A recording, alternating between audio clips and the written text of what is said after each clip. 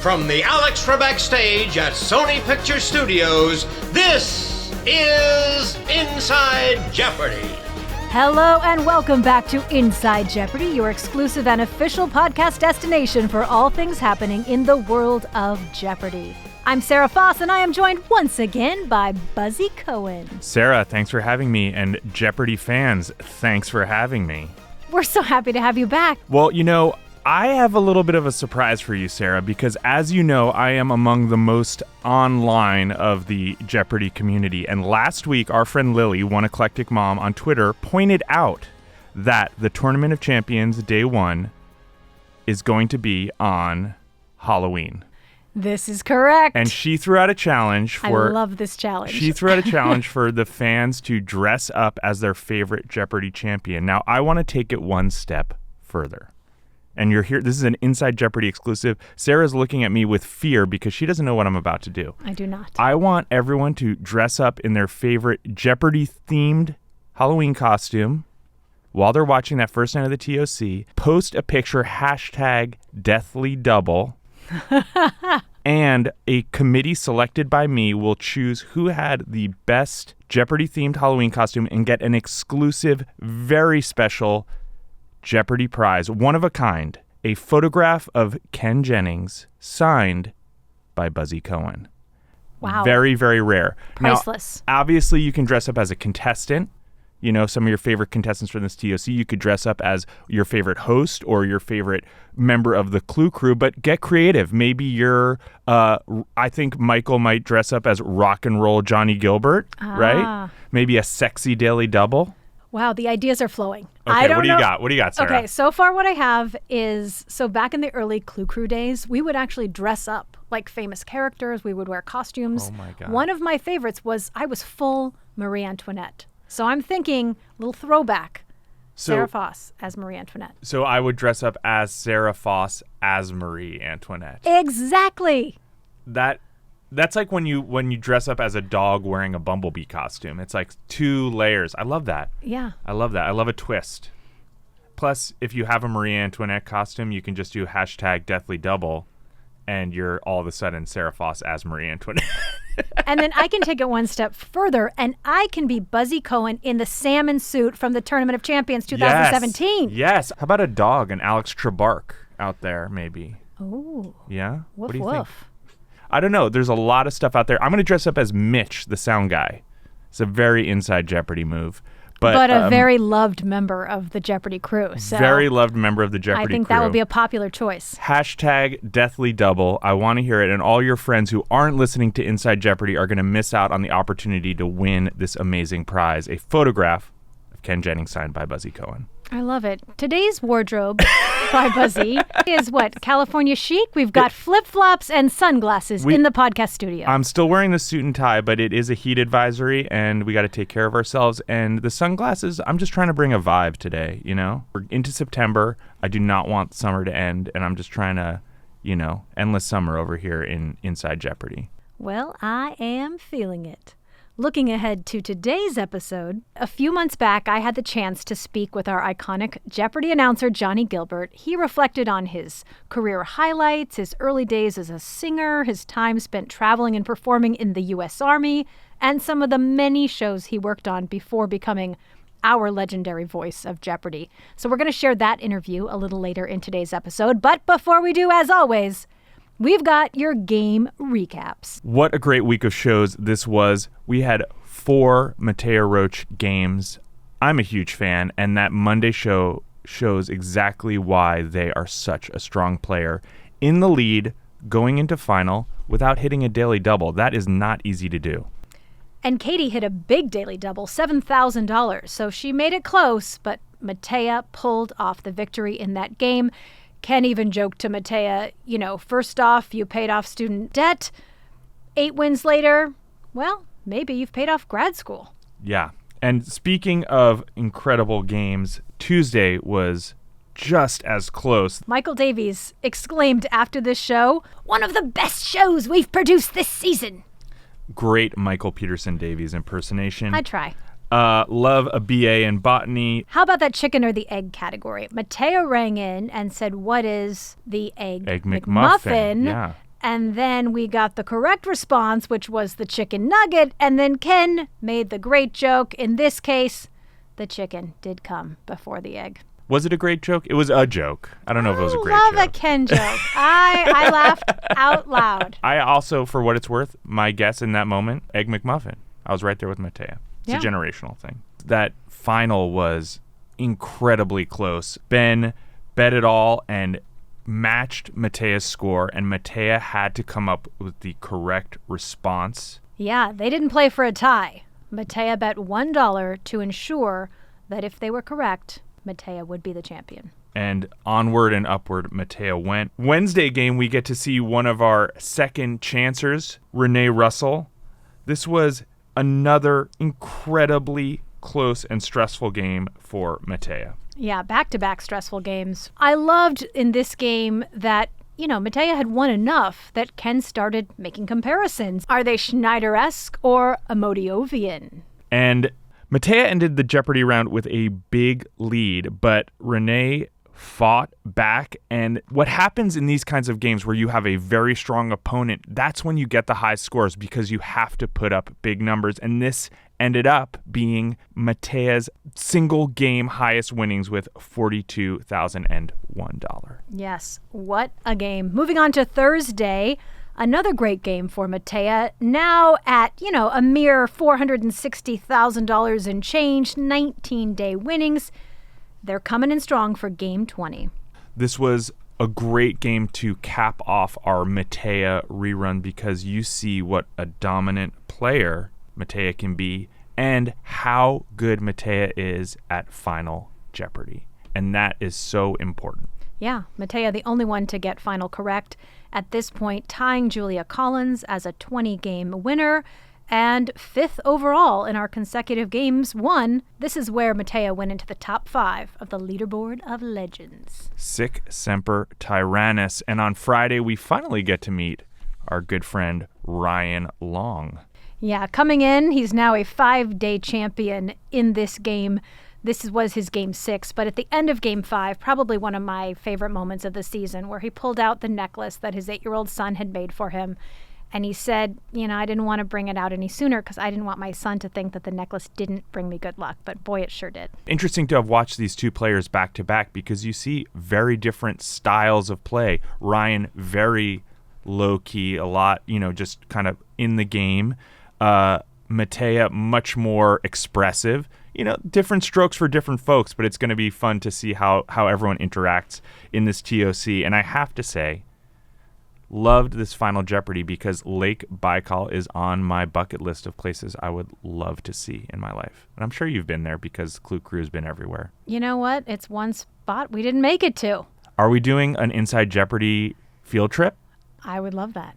You, me, and Michael, if Michael and I end our feud, we will all, the three of us, go to Lake Baikal What together. is the feud, Buzzy? What is the feud? Well, I just noticed that after I corrected him on the color of my suit, he has refused to appear on the podcast at the same time as me. So, okay, maybe I'm reading into it. Well, we've got big plans for the launch of the new season and getting the whole podcast family together. So don't you worry. We'll be in Siberia. The person who will not be in Siberia, though, is the iconic Johnny Gilbert. I loved this interview. Let's hear what he has to say. I'm such a huge fan. Johnny, you have had such an impressive career in entertainment, but I want you to take us back to where it all began, Newport News, Virginia. Oh, boy, that is really taking you back. But that is where it all began. A long time ago. But it's a funny thing. I'm an only child, and nobody in my family had anything to do with show business at all. But I had a feeling for it right at the very beginning. I wanted to sing. That's what I wanted to be, a singer. From the way I understand it, you were first singing in your hometown Lutheran church choir. Is that correct? Of course I did, because my grandmother went to that church, and so I went there, so I got in the choir. I guess that's where I really got the feeling that I liked singing, yeah, really. And then that's when I decided to to try to get better at it and do more of it. And so I started taking singing lessons, there was only one singing teacher in Newport News at that time. And so I started taking lessons with him. He was also an opera teacher. So, and I knew nothing about opera, but it was a godsend because he taught me how to use the voice and the throat in ways that a normal pop singer would never even think about. And I would sing wherever I could. I sang at the USO for the troops. As a matter of fact, I must have been about 13 years old. That's how it just all came together in Newport News, little by little. And what was that feeling like for you when you would get on a stage or get at the top of the church and perform? What was it that you loved about it? Well, it's wonderful because I loved audiences. I always loved, I was not afraid to sing or to speak or to be in a large group of people.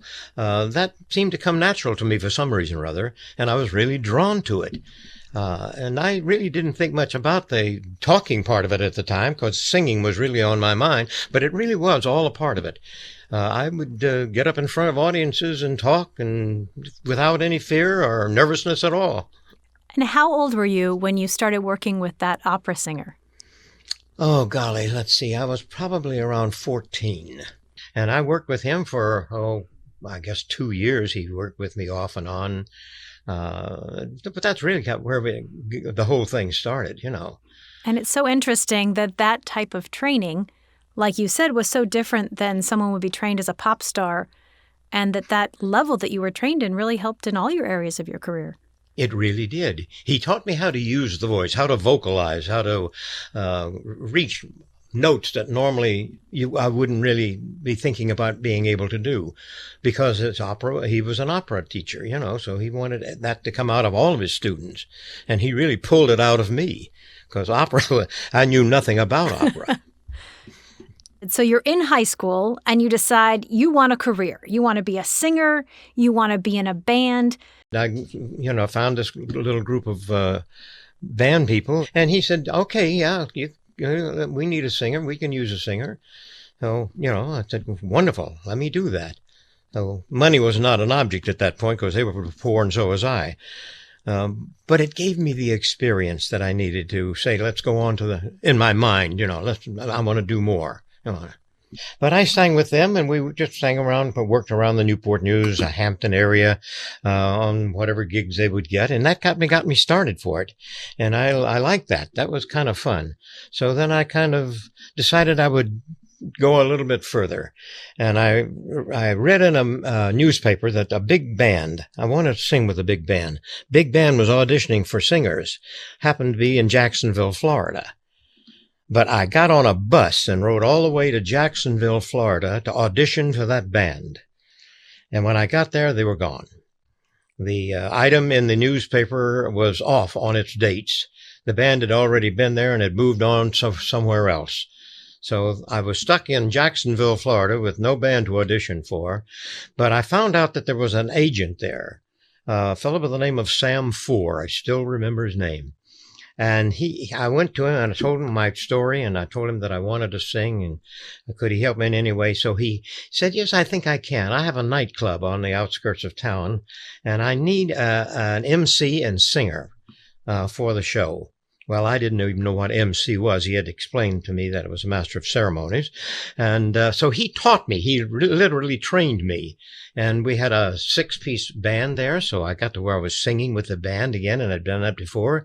So that kind of fell into place, and that's where it all started. And before you know it, you're traveling the country as a singing MC. That's right. At that time, there were supper clubs all across the country. Every city had 1 or 2 supper clubs, and they always used entertainers. So there was kind of a network of agents. They would work one area, and they would be in contact with agents from another area. So you could go from one place to the next. If you did well in one, the agent says, yeah, he did a good job here. You might like him. So they would hire me, and I would go into the next city. No, I was just singing, yeah, and emceeing came naturally to me. And then I tried to expand on it, and I started doing impressions. I could do some impressions fairly well. So I built that into my act, and the audiences loved it. I used to do Mario Lanza, the end of one of his songs. where he hits the high note at the end, and I built that into the act and I said, get up to the last note, and then I'd say, and then he would hit that high B flat up there. And then I said, well, let me try it. And then I would go ahead and do it. That kind of stuff. So your career is really kind of taking off as a singer and an MC. And then here it is, the early 50s, and you're drafted into the Army. Right. I was drafted into the Army. They came in, as a matter of fact, I was working at a club in Nashville, Tennessee, when the boys came and said, you are going into the Army.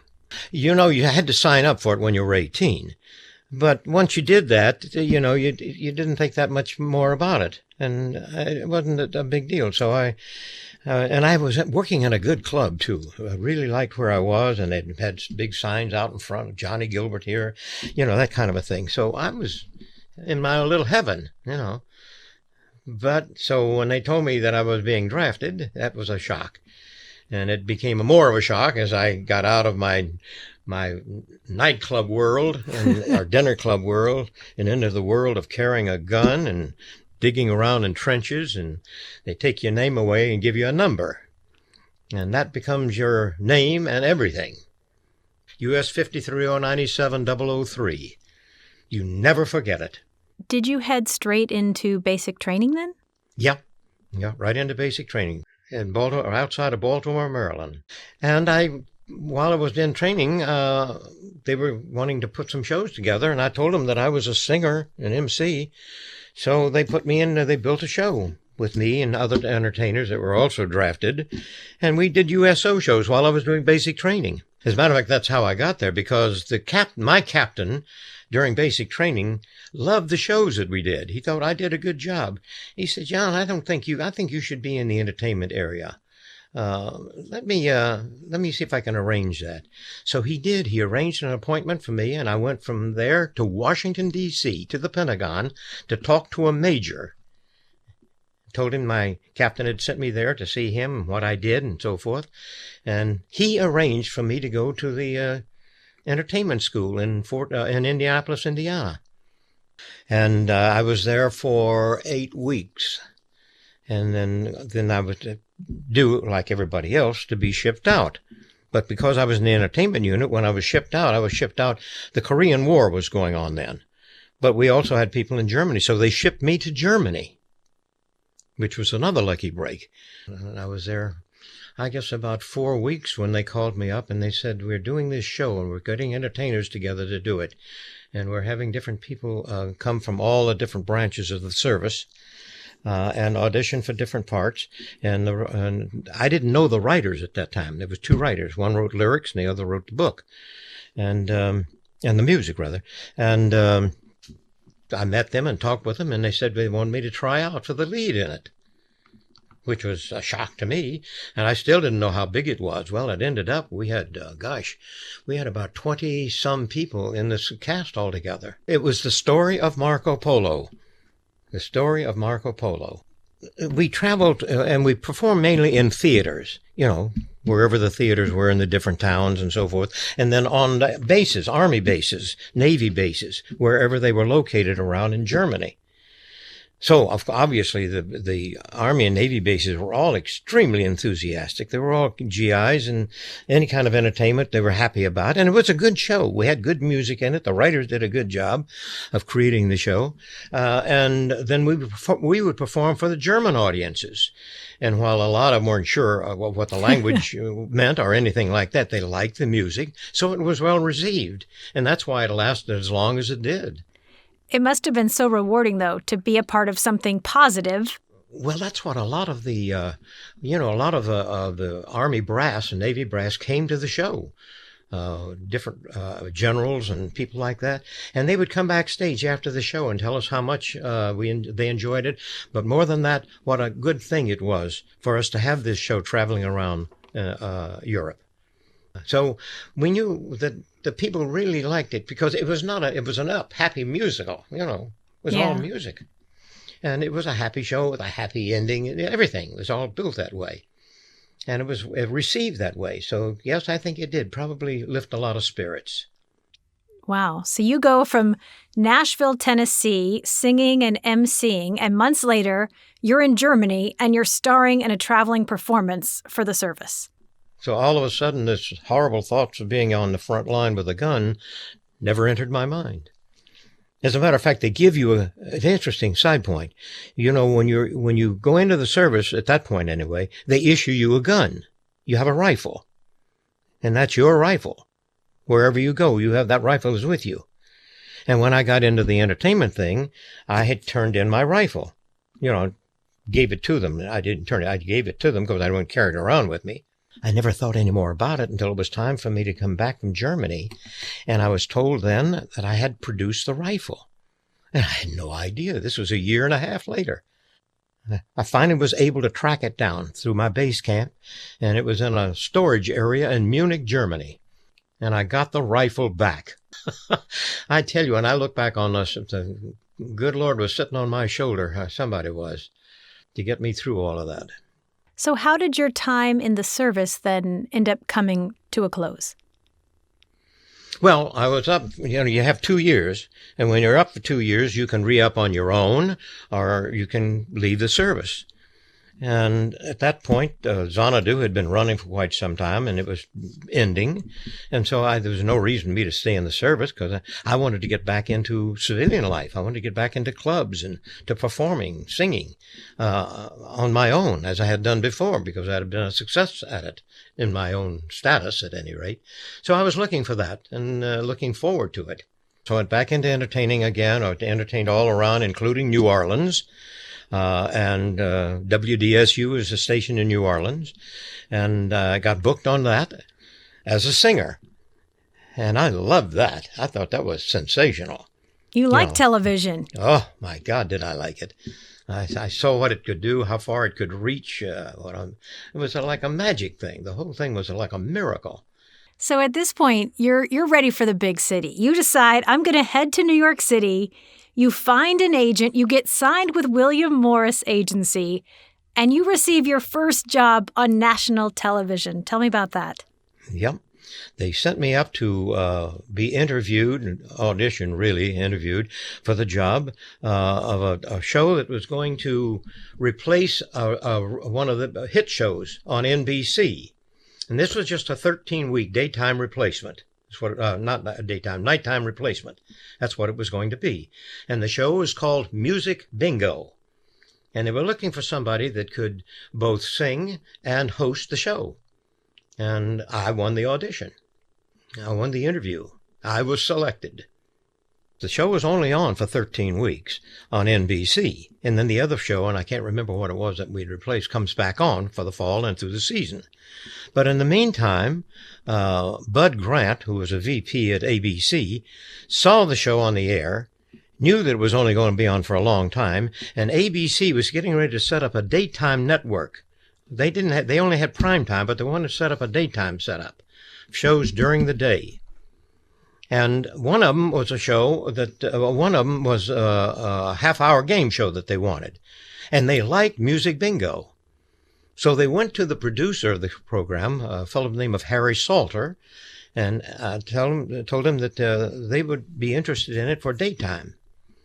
So he sold it to them, got it on the air, and we went on the air on ABC. As soon as we finished NBC, about 2 weeks later, we were on the air on ABC, daytime.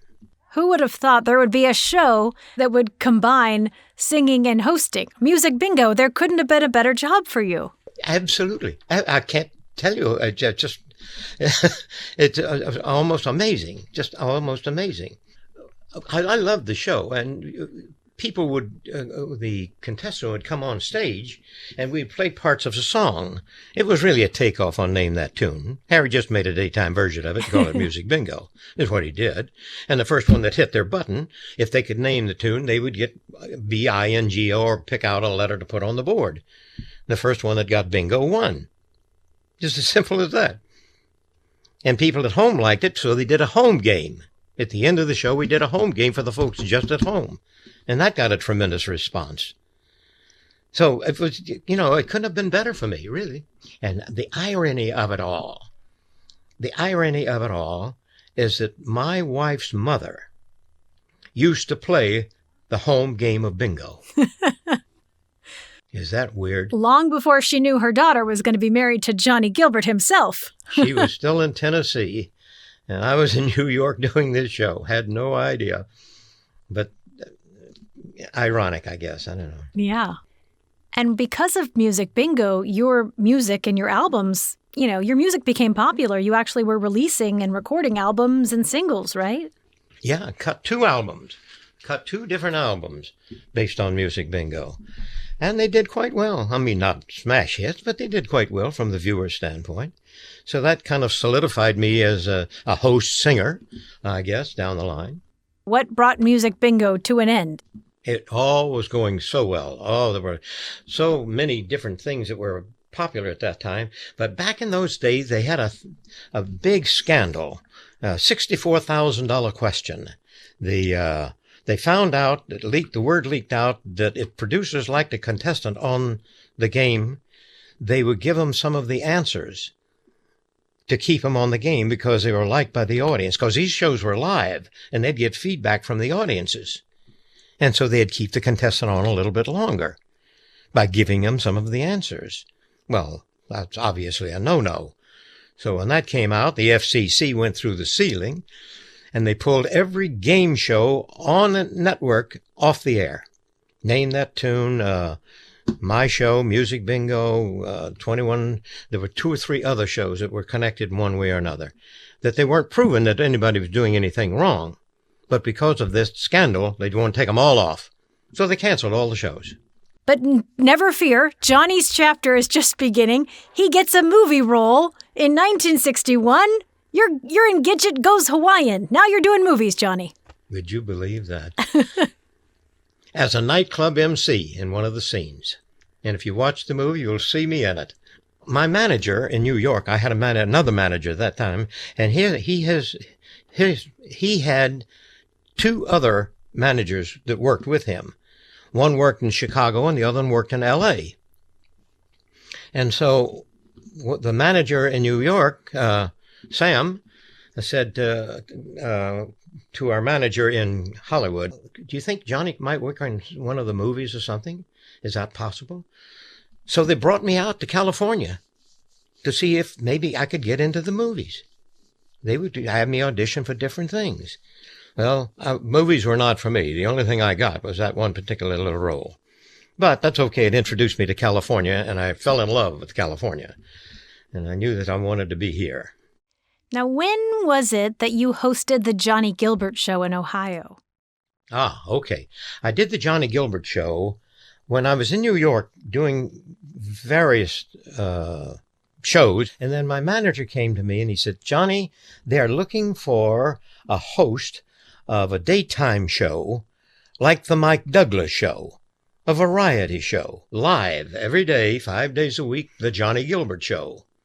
A 1-hour music show with a band, my singing, guests, all kinds of guests that would come in through Dayton for nightclubs and other things, people that have any renown at all for acting and so forth. We would pull them in, get them on the show.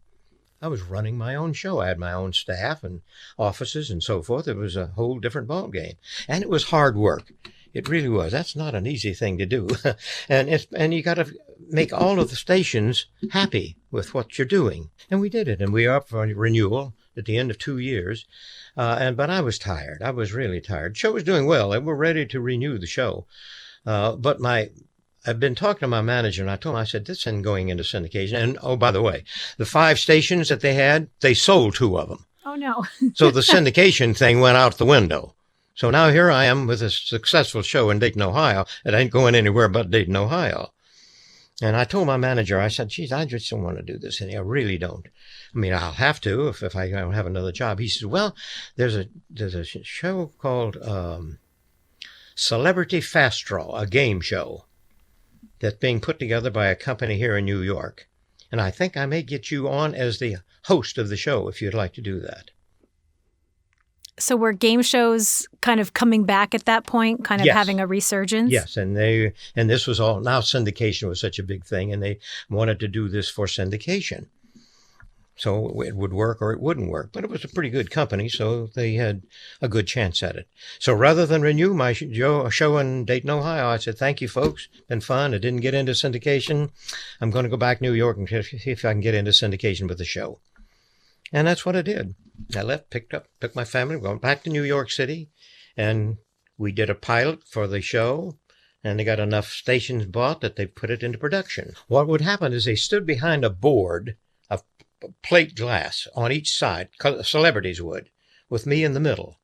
And then I would give them a word or something, and they would have to draw on the inside of the wall through this glass. They'd have to draw while the other celebrity watched what they were drawing. And they would have to guess what the answer was by what they are drawing. That's why it was called Fast Draw. And they only had a certain amount of time to do it. When I finished Fast Draw, my manager was looking for another job for me. But in the meantime, there wasn't that much to do and so forth. And then I got a chance to come to California because I'd met a guy in New York by the name of Bob Stivers. And he had created a new special, a 2-hour television special. And I had done some run-throughs for him of games that he was trying to sell and didn't sell. I did a lot of run-throughs in my life.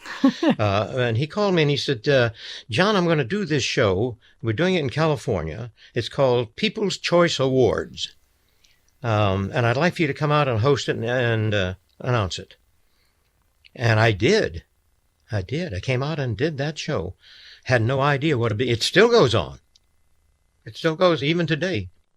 A game show called Press Your Luck is the one that really solidified my staying in California, because that was a show that was syndicated by Bing Crosby Productions, and it had a lot of money behind it. So that brought me to California. We went into syndication with that for a year, and then from there I just kind of moved from one thing to another in California. It seems like this is the point in your career when your iconic voice really started steering you towards a full-time career in announcing. As an announcer, yeah. Oh, yeah. While I was in New York, also I did The Price is Right, with Bill Cullen when I was in New York, before I came out here. Yeah, there's no bigger announcing job than that at the time, right? No, really, that was it. That was great. And so that kept my name in the business alive. What's that like when you get the call from Mark Goodson to replace Don Pardo as the announcer of The Price is Right? That was something. And Don Pardo taught me how to do The Price is Right. He had been doing it for years. And he said, Johnny, because it was live, One day a week it was live and the rest of it was syndicated. So Don and I got to be good friends as a result of that. But when I did the things for Bob Stivers, he was such a neat guy. He did all kinds of things. He wanted to do another game show. So we did a lot of run-throughs on different game show ideas that he had. And then he created another special that I did several of called Circus of the Stars. That was Bob Stivers, same guy that did People's Choice Awards. We went up to Las Vegas and did that show up right at the Caesars. And we'd bring all the celebrities, and these were big celebrities. If you remember the show, we had big names on there. And they would do all kinds of strange things, aerial acts and so forth like that. Things they never did before to get on this show because it was so highly rated. And that was quite an experience. It really was. You also got to be the announcer and the audience host for Dinah. And I know you've talked about Dinah Shore being one of your favorite people. There should be more people like Dinah. There should be more people like Dinah. She loved everybody. She really did. And she was able to show it, both off stage and on stage and backstage. She cared about everybody and everything. And it was I was with her for 10 years. What was it, 8 or 10 years? The audiences, they loved her as a person, not as an entertainer. She would sing on the show, of course, but that wasn't the big thing. The big thing, I think, was how she met and mingled with the biggest stars in the business. And she could get the biggest stars in the business on that show. Whoever was really hot at the time, they got on the Dinah show. And I think that her ability to deal with them like folks next door type thing, on the air. And here she's talking to the biggest names in the business at the time. I think that's what endeared or for so long to the audiences. And what was it like for you to be on that set with the biggest celebrities of the time and just, in one of the places to be at that time? Seventh heaven. Really. Seventh heaven. You walked out on stage and you see people, my God, look over there, such and such, or this is such and such, or the biggest names, and they're trying to remember how to do this or that, or, how do they want to be introduced. I used to go over and talk to some of them, ask them if they had any particular thing that they liked, because I could change my introductions to them when I introduced them on stage a little bit. And if there was anything particular that they would like to have brought into it, if I could do it, I would. And I think that worked out very well. Was that the highlight of your career up until that point, would you say? Well, it certainly was one of them. There's no doubt about that. I don't know, honey. I have so many highlights over the years in my career that I don't know which one is better. Because each one was unto itself a special thing. It was a special thing. You don't think of them as one being better than the other or the other, You just know how much you enjoyed it or how popular it was, how long it went on, the people that you would meet, It's hard to class them one way or the other. I did the $25,000 pyramid for many years with Bob Stewart, who created that. He also created The Price is Right, by the way. And he created a $25,000 pyramid, and we did a lot of shows, different types of shows together. That he was always building new shows, creating new shows, because he liked to do that. And once again, you meet a lot of people on that show. You're around them all the time. It's a pleasure. It's not work. God, it's anything but work. And the audiences come in, they're eager to be entertained. They love the show. That's why they're there. I mean, you're ahead already. At this point in your career, you're thinking, I made the right choice. Oh, I think everything that I did at the right time for the right purpose. I don't think there's anything that I can think of that stands out as a mistake. Not really. Not any of them. I loved everything that I did. That's the interesting thing about it. Most people go through business, or life in businesses they don't like, or they're in a profession that they don't particularly care about. I love what I do and what I did so much that everything was a pleasure. And I got to travel all around. It was wonderful. You've had some pretty incredible friendships you've shared with me over the years, one of them being Betty White. Oh, God, yeah. Betty White. How did you guys first meet? On $25,000 pyramid. She and Bob Stewart were very close friends. Bob was the creator of the show, and they were very close friends. So whenever there was a party or anything, I was always invited to it, and Betty was always there. And we got to be really good friends. And then for my 60th birthday, Sherry set up a surprise party on a yacht. One of the big yachts here in the basin that you can rent in the marina. Well, she set up a surprise, and I didn't know about it. And all these people showed up, Wink Martindale, all of the guys that I'd worked with for so long over at different shows and things like that. And Betty was there. And what a wonderful pleasure just to see all of them as a surprise. You cry, you can't help it, And Betty and I, we'd had a couple of drinks and we were dancing together to the band, to the DJ on the boat. Those are wonderful memories, And the parties that I would go to, Bob Stewart always had Christmas parties, and sometimes even during the summer he would have a party. And Betty would be among the group all the time. So, and she was, she was everything they say she was, and more. Absolutely. One of the shows that was kind of a departure from your usual show, Supermarket Sweep. Well, it was a game show. It was a game show. It really was. And, I've done a ton of them over the years, as we know. We've mentioned a few, but I've done a lot more. Anything for money, where people will really do anything for money. That was true. I did that with Wink Martindale. But Supermarket Sweep was a thing unto itself because I had nobody had ever seen anything like that.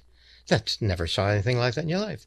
Running around, as I've said many times in the audiences, you've heard me say it, running around in the supermarket, grabbing everything they can get their hands on, and going up to the checkout counter, and the people that had grabbed the most and it added up to the most money won. And that was what it was, basically. And people loved it.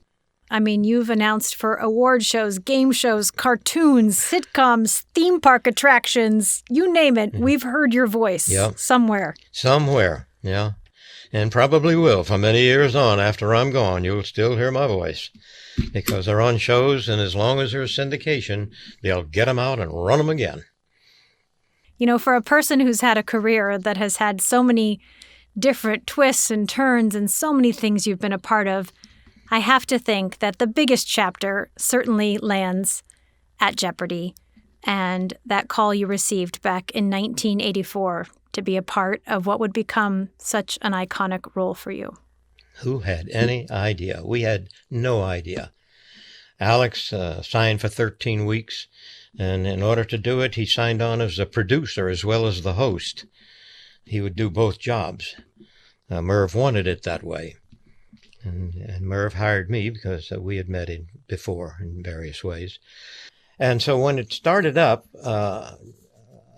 Alex and I had become really kind of good friends, even though we'd never worked together, because when I was doing something over on NBC, he was doing something, and we would meet in the lounge sometimes or passing on the halls, and we got to be friends, you know, and we had mutual friends. But I had never worked with him. And frankly, I was delighted when they mentioned my name as being possible to be on the show, even though we knew it was a 13-week show. But all game shows start out as 13 weeks. So that's the way it is. That's the life of the show in the beginning. So when they decided to hire me, and I think Alex had a lot to do with it, but it was 13 weeks. 13 weeks. The set was made up of neon tubes. That's what the Jeopardy set was. And when we finished taping, then they'd break it all down and stick it over in the corner so they could do something else on the stage. That's how it started out. Over on Channel 11, as a matter of fact. And all these years later, Johnny, you are the only member of that original Jeopardy staff and crew. Yep. Yeah. That's kind of scary. But it's true. It's true, yeah. And, gosh, I don't know. The rest of my life is there. Talk about the Jeopardy family that you have now been a part of for more than 38 years. That's a good word. Family is a good word. And I guess that's true with all shows. I don't know, but it seems so true. The thing about Jeopardy's family, and had been for so many years, is that the show was so popular. So it's a special thing. That's why so many of our crew members are still with us. Many, many, many years later. They're still with us. I'm a rookie, Johnny, and I've been here for 21 years. That's right. That's right. And you just got here. Yeah. But you know how the staff is, and they're wonderful people because it's a bright show. It's a smart show. Everybody's interested. You watch the show when we're actually doing it. You know this better than I do, or as well. Look around at the crew. They're all listening to the show. They're all trying to come up with the responses in their minds. On other game shows, that's not what happens. It's a learning thing all the time. People are always trying to learn something. Even if you're on the staff, you're listening to the material, listening to Alex. And of course, the difference with what Alex was doing was, he didn't make any mistakes. If he made a mistake, it was a rarity. You know that. Absolutely. He never used cue cards or anything like that. Because it was in him. I remember one day he came out on stage. I introduced him, and he came out on stage, and he said, I don't know what the hell I'm going to say. And he turned around and walked back off stage. And we were all in a state of shock. I know. We know. He never did that. That doesn't happen. But he did it. I was there. So, yes, it's a special thing. And a wonderful thing for me in my career. God. How about the time he came out without pants on, Johnny? Do you remember that one? Oh, I remember it well, yeah. It was about the second or third day of the game, I think, and he sat backstage, you know that, in front of his dressing room in those chairs. Yep. And we'd come out and we'd talk about it, and I think the contestants seem awfully uptight, don't you think? And we all agreed, they did. They seemed to be having any fun. They were so hell-bent on winning against each other, that there was no levity, no, I don't know what you'd say, no fun there. And I didn't know he was going to do it, by the way. None of us did. No but one he knew. just mentioned that backstage, and we all agreed. Yeah, they are. I don't know. They don't look like having any fun. But I knew it was on his mind. I figured, well, he would tell some kind of joke or something, do something, humorous, say something humorous, maybe to get him to smile a little bit before he got into the show. So when I introduced him, of course, I had finished my introduction by the time I saw him, or I would never have gotten through the introduction. There's no doubt about it. Yes, that was once in a lifetime thing. Well, I think it was Ken Jennings, Brad Rutter, and Jerome Verrid, and it is still one of their highlights. Just not something you see every day. No, you certainly don't. And not from the again. consummate professional Alex Trebek, for sure. You guys had such a fun relationship. I loved the way he would joke with you and give you a hard time, especially about not needing glasses. That just drove him crazy, that at your age, you still didn't need reading glasses, Johnny Gilbert. Yeah, and I still don't. Unbelievable. It really was. It really, how do you read that, he would say. How can you read that without glasses? Yeah, that bothered him. I know. But he was wonderful. He really was. And when he went up to play golf with me at his club, at my club, rather, he was so good, so kind, so trying to be helpful and a different side of Alex. That was really a pleasure to be around, to know, riding around in a cart with him. So those are good things to think of. You've done some fun categories on the show over the years, even this season, and it is always a highlight when we introduce a Johnny Gilbert category. Yeah, and I always worry about them, that they're not going to be any good. And that's a fun things. They really are. And once again, it points out another heart. This show has so many hearts, but another big heart. And every time, if I sit and watch it tonight, one thing that'll come into my mind, my God, how do those writers do it? Mm-hmm. That always comes to my mind. They just come up with the most amazing things. They put them in the right order as far as degrees of difficulty most of the time. The variety, after all of this time, variety. 38 years later, you want the writers to give you variety? I mean, that's just unbelievable. I agree. The best of the best. Now, how did the satin jackets come about, Johnny? Because if I see you without a satin jacket on it, it just seems wrong, because I've seen you in so many for so many years. How did that first come about? Did you know Alex gave me a jacket with Jeopardy on it? For, I don't know, it was Christmas or what it was, many, many years ago. And I wore it on the show. Had Jeopardy. I thought that was good. I'm the announcer. I want to see who I am, what I'm doing.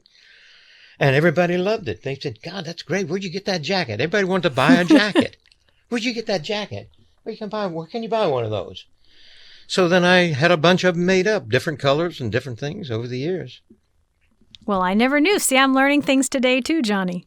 Some of the simplest things, some of the best things start out the simplest ways. I don't think Alex had any thought of me actually wearing the show during all the shows, wearing the jacket during all the shows. I don't think they had that in mind at all. Talking about accomplishments, along the lines, you get a Guinness World Record for the longest career as a game show announcer on a single show. That's correct. And the interesting thing about it is I break my record every time the show goes on the air again. As a matter of fact, Alex won it, of course, for his hosting. Yeah. Before I won mine. And he said one day to me, he says, I wonder when they're going to update these things. Because, they set it for the dates that it happened then. Yeah. And since then, he kept on hosting and I kept on announcing. So you just kept breaking the record every day. So often contestants say, when they hear Johnny Gilbert say their name, what a moment that is for them. It's like the culmination of their dream to hear your voice announce their name. What does it mean to you to know that that's the impact you have on people's lives just by saying their name? I don't know. It's, to me, I'm trying to get it right. As you know, you help me with that all the time. But for them, I guess, for the voice that has introduced so many people, so many famous winners, if you will, it is something to have your name be introduced. I guess that's what it is. Yeah, well, it means a lot to them. It's pretty incredible to see their face the first time they hear you say their name. It never gets old, Johnny. No, I guess it doesn't. I get it. Thank God. That's good for that. That's good. The email I get expresses that too. They just wonderful letters I get from people, And when back when Alex was answering them, sometimes it would be to Alex, and then also, would you ask Johnny? So Alex would sign off of whatever he wanted to, and then send it over to me with a note. Johnny, answer this, would you? Why do you think that Jeopardy has been so successful for all these years? What's the secret? Oh, that's a big question, isn't it? You can say all of the normal things, It's a good show. It's well constructed. Merv Griffin did an incredible job of putting it together, and the history of even how it came together, to putting the material in the form of a question, where you answer in the form of a question, things like that, just how it all kind of fell into place. But I think it's popular because some people want to see really bright people. They want to see people that know things. They want to see how they react, what they do, and so forth. And the other thing is they want to see how much they know, how much they can remember sitting at home. When a contestant misses, he said, I know that. It's a personal thing for people that watch it. How much can I guess? How much can I get right? I think that has a lot to do with it. Yeah. And as I said, Alex's wonderful presence has made it all so smooth to roll along with. Is there anything I haven't asked Johnny that you wanted to share or talk about, or anything I left off? Well, you've covered it pretty good, Sarah. Very good, as a matter of fact. You reminded me of certain places that I'd even forgotten about over the years, and it's good to have those back again. No, I think that the one thing that I am humbled by is that I meet people that find out who I am. Not that I tell them, but they find out some other way, or the fan mail comes in. And they say how much I've helped them, how much I've helped them in their lives. Thank you, Johnny. And I don't know what I did. I just was Johnny. I just did the announcing. I talked to the people. But, people were in the audience, and I get letters from them after they've gone back home about how much I helped them in their life, and I don't know how I did that. I'm glad they think that, and I'm glad they feel that way about it. But I really don't know how. God gave me a strong throat and the ability to use it. Can't ask for more than that. Well, and the rest of us have just been lucky that you've shared it with us all these years. Thank you, Sarah. Sarah, thank you so much for sharing that interview. Johnny Gilbert is a Jeopardy legend, a game show legend, really an icon. Love hearing from him. Yeah, knowing him all these years, but then getting a chance to really hear those stories that he doesn't often share because it's just part of his story to him. And to us, they're like these wonderful little nuggets of a well-lived life and an incredible career. All right, Buzzy. Well, moving on now, it's time for viewer questions, one of our favorite parts of the show. John asks, I have 2 questions about daily doubles. First, are they assigned to specific clues at the time they're written, or are they randomly assigned to clues within a given game board? And second, is it accurate to say that a daily double on a $1,600 clue will be more difficult than a daily double on an $800 clue? If so, this would seem to impact wagering strategy. Great questions, John. First off, they are not randomly assigned. The writers do select them during their preparation meetings, but sometimes Billy and Michelle will mark a clue a daily double when they're first going over a category. When they see a clue that they think makes just a great daily double. They mentioned this when they joined us on the podcast, that a good daily double is more of a figure-it-out clue, a 2-step thought process clue, not just you know it or you don't. And yes, in terms of difficulty, a $1,600 daily double will be tougher than an $800 one. So wagering strategy always comes into play. Exactly. And this is one of the reasons that as players, we often say people underbet on a daily double because you have a lot more information both about the difficulty of the category, what's been asked, and where it is on the board. Okay, Doug asks, what happens if during a tiebreaker the first contestant to ring in is incorrect? Does that automatically mean the other contestant wins the game, or do they also get a chance to ring in? What happens if both contestants guess incorrectly? is there a new tiebreaker clue? Another great question, Doug. So basically what happens is if a contestant in a tiebreaker rings in, they're incorrect, we re-enable the board and the other contestant has a chance to ring in. If they don't respond at all or ring in and respond incorrectly, we move on to another clue. And we just keep doing this until a contestant responds with the correct response. Now, one interesting thing is that in the rule book, we do state that we can edit out any of these incorrect clues, because obviously if it was to take multiple clues, that's more time than we have in the show. So just know that when you see a tiebreaker situation, there may have been additional clues that you didn't see if the contestants responded incorrectly. We love all these questions, so keep them coming to InsideJeopardyPodcast@gmail.com, and we'll keep answering them. All right, Buzzy. Well, that is it for today's episode of Inside Jeopardy. Thank you for joining me once again. My pleasure. Thanks for having me. We're now just 1 week away from the debut of Season 39. And in our next episode, Michael and I will be revealing all the details about the upcoming Celebrity Jeopardy in prime time, including the brand new format. We're actually taping the first episodes this Sunday, so we'll have lots to report come Monday. As always, please make sure you subscribe to the podcast, rate us, leave us a comment, share across social, and follow us on @Jeopardy, on Twitter, on Instagram, on Facebook, and on YouTube. See you next week.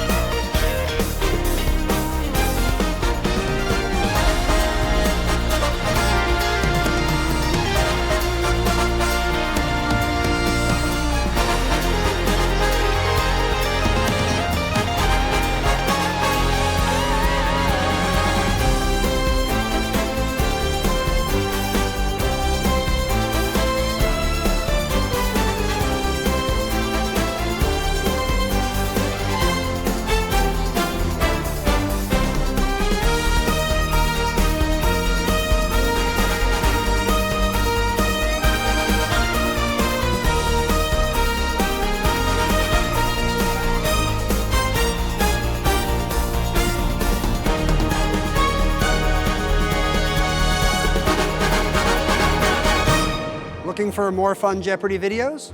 The smart thing to do would be to click the subscribe button below.